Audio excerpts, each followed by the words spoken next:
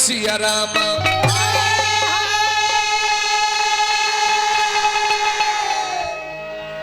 एगो दुल्हे सरकार के हमने के आशीर्वादी गीत गाइब जा।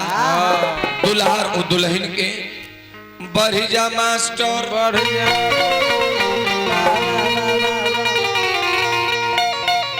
दुल्हे सरकार के जी दुल्हे सरकार का नाम का है?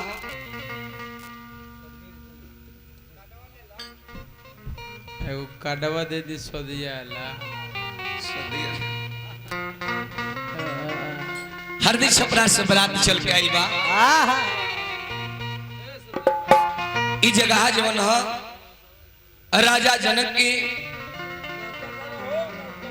इन्हीं जनकपुर से कम नहीं खेलागत ना ना ना कबो ना। दुल्हे सरकार हमने के बीच बैठल बने जी ओ ढंग में कहा तनका बैठले बने तो हमने और मुंह घुमत बैठी तो ने एने में बढ़ जाइए दुल्हा सरकार रघुआ बने तब नु हमने ओके बने कहे के भाव बबुआ जी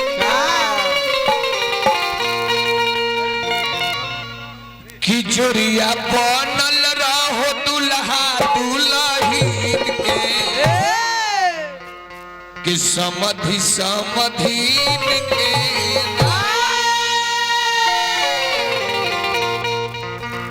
कि समधि समधीन के हो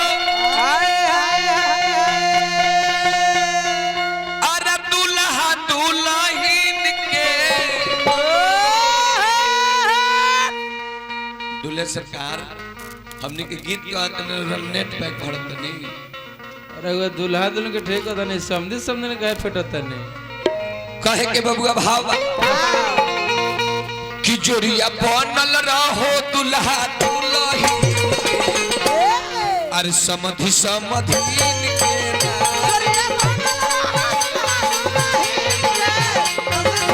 या बनल रहो दुल्हा दुल्हीन के समधि समधीन के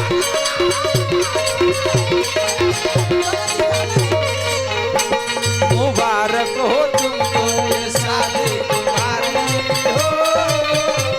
सदा खुश रहो ये दुआ है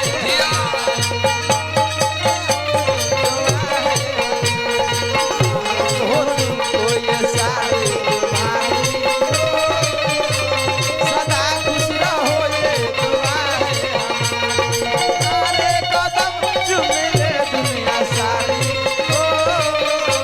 तुम्हारे कदम चुमे दुनिया सारी हो सदा खुश रहो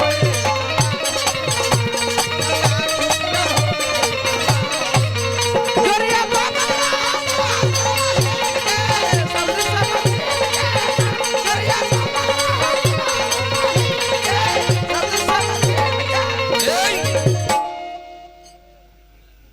ये गीत जवन होता दुल्हा और दुल्हन के आशीर्वादी गीत होता बरले बा आ दुल्हे सरकार सुनत नहीं खा ना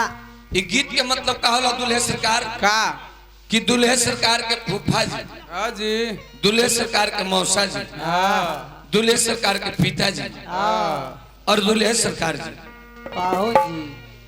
कुल ही आदमी के मिल के पूरा टीम के ही तारा पुरस्कार देते छ हां शादी ब्याह जवन ह वो बड़ा खाचरा के घर हो हट बदमाश कहे के खचरा के घर की खर्चा के घर है अच्छा खर्चा के घर शादी ब्याह खर्चा के घर ह कहे के बबुआ भाव का कि कवना नगरिया से आइले परियतिया कह कह परतिया कवना नगरिया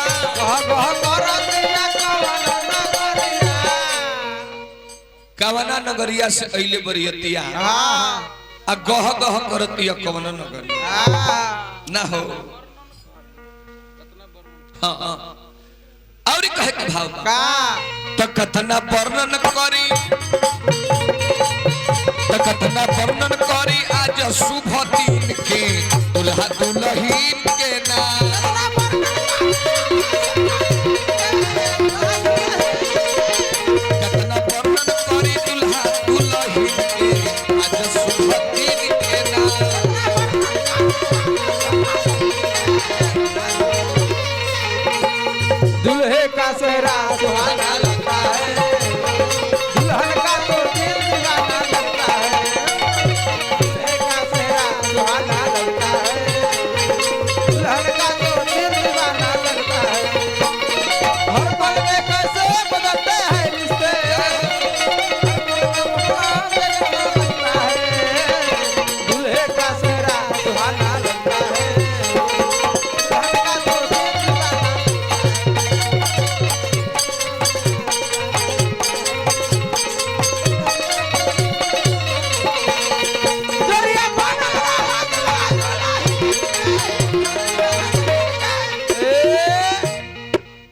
चेरिया बन रहो दुल्हा दुल्हन के आहा आ समधि समधिन के ना कि हरदी छपरा नगरिया से अरे माल खींची दुल्हे सरकार को से पुरस्कार बहुत बहुत रुपया का पुरस्कार हार्दिक हार्दिक वंदन अभिनंदन भगवान दुल्हे सरकार के पिताजी वही पत्थर पर बैठल बन का दुल्हे सरकार के फूक फाक पाहु दुल्हे सरकार के फूफा उनका में कुछ लॉस नहीं थे ना फूक फाक और ही कहे के भाव हरदी छपरा से पहले बरतिया कह कह करतिया से न पूर्ण करिया आज ई जगह गह गह करत पड़े और ही कहे के बबुआ भाव का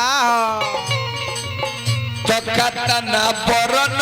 करी पूरी पुनिया नमकीन के बड़े भैया रामाशंकर यादव जी कहने की देखी दाल भात तिलौरी पापड़ घी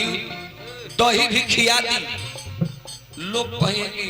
पूछबो कि भाई बेटिया कैसा रहला अरे का कहले बाड़ा समाज के हाल ना जाना सिधुआ रहला सही कहनी है आ कहीं महुआ के बेटी से भेंट करा देबा तो कहले कि सामाजिक तो बरलन लोहल अरे समाज के हाल इहो न जानेला बड़ी पनिगर हित ना तक खोजले